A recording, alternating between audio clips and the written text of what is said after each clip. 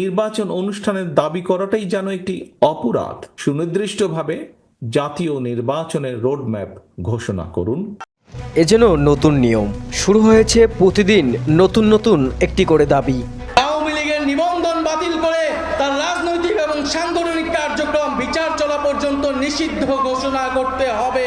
আছে সরকারের বিরোধিতা, ডান বাম সকল সম্মতি মিলিয়ে এ যেন এক নতুন বাংলাদেশ।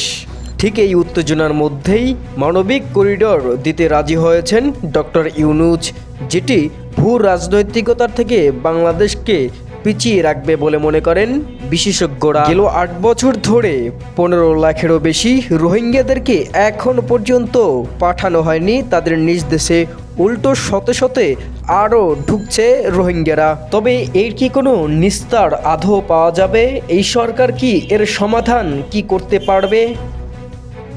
এই উপকার করতে গিয়ে অন্য দেশের বা অন্য কারো ক্ষতি করা, তাদের স্বার্থ প্রতিকূলে কাজ করা, এটা করতে দেওয়া ঠিক হবে না। দেশের জনগণও মানবে না এটা। দেশের জনগণের ম্যান্ডেট নিয়ে, বিশেষ করে যেসব রাজনৈতিক দল, সকলের মত নিয়ে একটা ঝুঁকিপূর্ণ এই প্রস্তাবটাকে সমাধান করা উচিত। তবে বিশেষজ্ঞদের মতামত হলো এটাই যে সকল রাজনৈতিক দলের সাথে কাঁধ মিলিয়ে এবং তাদের পরামর্শ নিয়ে এমন সিদ্ধান্ত নেওয়া উচিত ছিল ডক্টর ইউনূসের। তবে তিনি কেন এই সিদ্ধান্ত নিলেন না? আলটিমেটলি একটা সামরিক করিডোরে পর্যবেসিত হয় কিনা, যেহেতু এখানে পরাশক্তিগুলো যুক্ত আছে, পার্শ্ববর্তী অনেকগুলো দেশের তাদেরও বহুমাত্রিক তৎপরতা আছে। ফলে আমরা আকস্মিকভাবে কোনো আলাপ আলোচনা ছাড়া, কোনো বোঝাপড়া ছাড়া, সুতরাং এ ধরনের কোনো তৎপরতা যাবার কোনো সুযোগ নেই।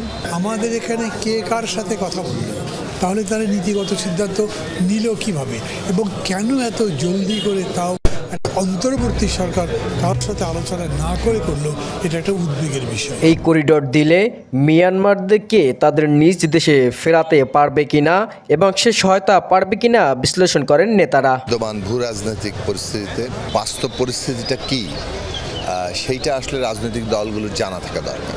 সরকার যে সিদ্ধান্তই গ্রহণ করুক, সেই সিদ্ধান্ত যখন সকলের সাথে আলোচনা করে নেবে, তখন জনগণ তাদের সরকারের সিদ্ধান্তের সাথে থাকবে। হিউম্যানিটেরিয়ান করিডোরের মাধ্যমে এখানে একটা প্যাসেজ তৈরি করে এখান থেকে তাদের একটা সেফ জোন করে সেখানে রোহিঙ্গাদের রিপ্যাট্রিয়েশন করা, প্রত্যাবাসন করা আমরা সম্মত জানাবো।